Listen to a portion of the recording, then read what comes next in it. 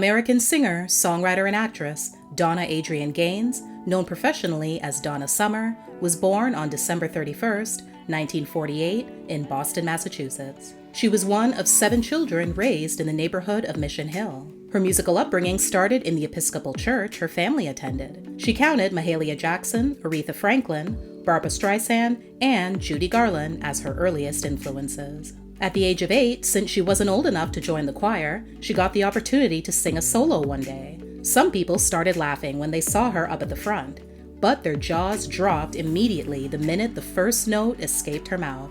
Donna admitted even she was shocked by her own talent. She also recounts that God spoke to her, telling her she was going to be famous. By 18, Donna had auditioned and was chosen on the spot to join the blues rock band Crow.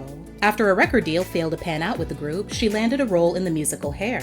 Later, she agreed to take the role in the Munich production of the show, and that meant a move to Germany. She would eventually become fluent in the country's native tongue and even released music in German, beginning with her first single under the name Donna Gaines. She married Austrian actor Helmut Sommer in 1973 and gave birth to their daughter that same year. Donna felt ill-prepared for motherhood and sank into a depression. The fact that her husband worked a lot and wasn't around to help made things worse. During a temporary separation, Donna would begin an affair with a man in an effort to get her life back on track. Eventually, Donna and Helmut would divorce.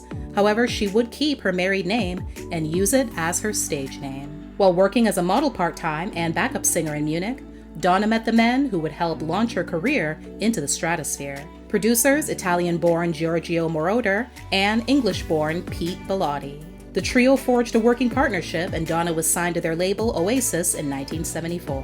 Donna's debut album was released soon after, titled Lady of the Night. It included 2 minor hit singles, The Hostage and the title track. Due to an error on the record cover, Donna's married name, Summer with an O, became Summer with a U, and the name stuck. One day in 1975, Donna passed on an idea for a song to Giorgio. They wrote the song and worked on a demo version together with Donna's vocals. The plan was for Giorgio to pass it on to another artist, but he ultimately decided that Donna's version should be released instead. Unbeknownst to Donna, Giorgio sold the song to Neil Bogart, president of Casablanca Records. He asked Giorgio to produce a longer version to be played in clubs after playing the demo at a party and watching people's reaction to it. The result was a 17-minute version of the smash hit, Love to Love You Baby. The next thing Donna knew, she was being signed to the label, moved back to the US, and had to quickly get used to her life never being the same again as the song took over the world. Even though the song captured the number 2 position on the Billboard Hot 100 chart and became a certified gold single, it generated a lot of controversy due to all of Donna's moans and groans.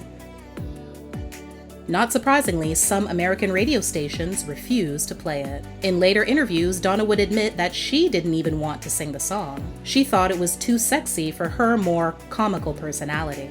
In fact, while in the studio recording the track, she had to pretend to be someone else, specifically Marilyn Monroe, have the room cleared and the lights dimmed to convey the sensuality needed. After the release of her 5th studio album, I Remember Yesterday, she received her first American Music Award nomination. In 1978, Donna starred in the musical comedy film Thank God It's Friday. One of the songs on the soundtrack, sung by Donna, called Last Dance, would become one of the biggest hits of her career. It reached number 3 on the Hot 100 and also resulted in Donna winning her first Grammy Award.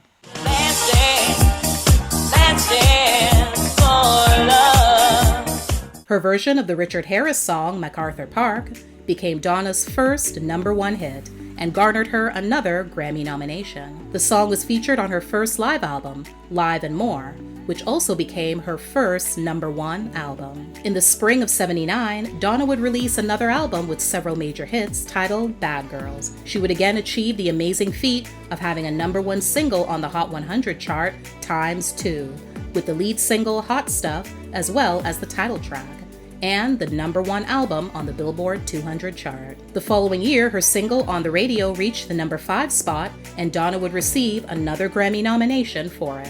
After the release of the On the Radio album, Donna wanted to branch out into other musical styles, which led to tensions between her and her label. They wanted her to continue to do what had already proven to garner her success, disco music. She felt they were taking advantage of her and keeping her from more lucrative offers. Donna parted ways with the label that year and signed a new deal with Geffen Records. She then filed a $10 million lawsuit against her former label, and they countersued. In the end, she didn't receive any money, but she did win the rights to her own publishing.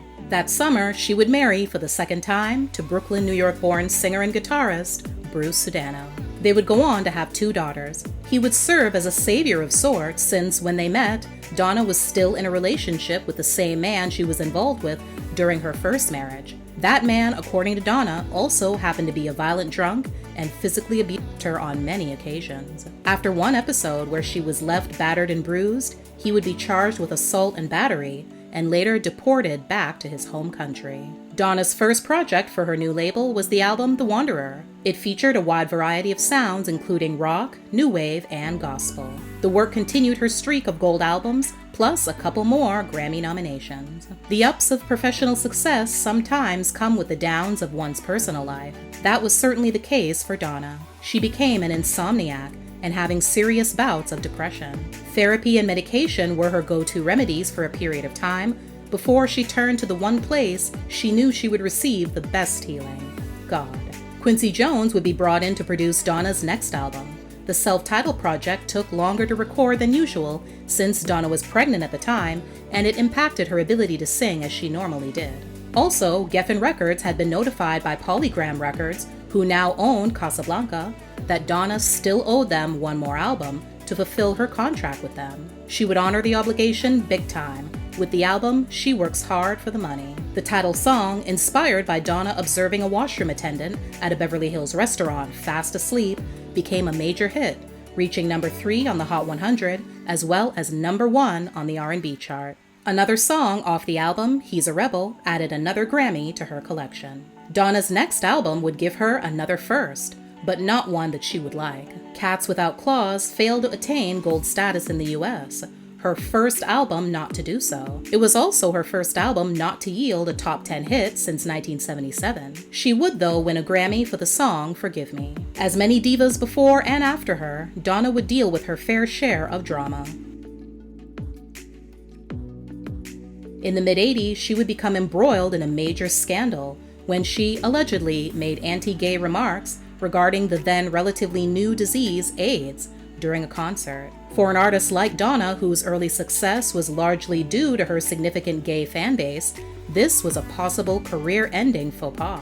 She publicly denied she'd ever made such comments. She went on to file a lawsuit against New York Magazine when it printed an article claiming that she was anti-gay. She believed that it was no coincidence that the article came out just as she was about to release a new album. The lawsuit was eventually settled out of court. After another album failed to achieve gold status, Donna and Geffen parted ways. In 1992, she embarked on a world tour and later that year received a star on the Hollywood Walk of Fame. The year after that, Donna signed with Mercury Polygram and soon got to work recording her very first holiday album, titled Christmas Spirit. Donna and her family moved from LA to Nashville, Tennessee in 1995, where she took time off from show business to focus on raising her children and devote more time to painting, a hobby she developed back in the 80s. It may have been just a hobby to her, but people loved it. Some of her pieces have even sold for tens of thousands of dollars. In 1997, Donna was welcomed with open arms into millions of living rooms across the nation when she took on the memorable role of Steve Urkel's Aunt Una on the TV sitcom Family Matters. A couple of years later, she was asked to do the Divas 2 concert, but when she went in and met with the producers, it was decided that Donna should do one all by herself. She taped the live television special for VH1 titled Donna Summer, Live and More Encore, producing the second highest ratings for the network that year, after their annual Divas special. In 2003, Donna issued her autobiography, Ordinary Girl: The Journey, and released another compilation album. The following year, she was inducted into the Dance Music Hall of Fame as an artist, and her classic song, I Feel Love, was inducted that night as well. Donna released her first studio album in 17 years, titled Crayons, in May 2008. Even though she'd been gone a long time, her fans still showed her love. The songs I'm a Fire, Stamp Your Feet, and Fame the Game all reached number 1 on the dance chart. On May 17, 2012, Donna passed away at her home in Naples, Florida, from lung cancer. She was 63 years old.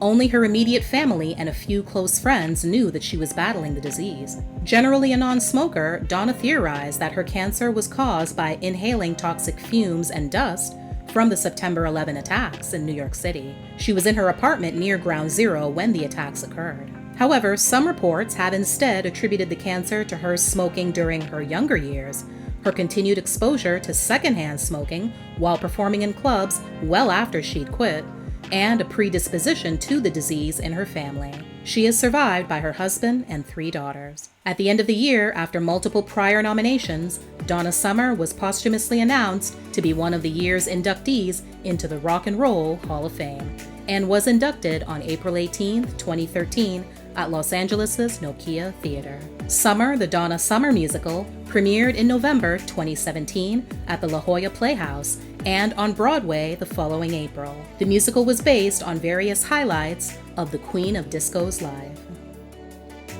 Thanks for watching. Please like, share, and comment. Also, don't forget to subscribe and turn on your notifications so you won't miss any future videos. See you next time!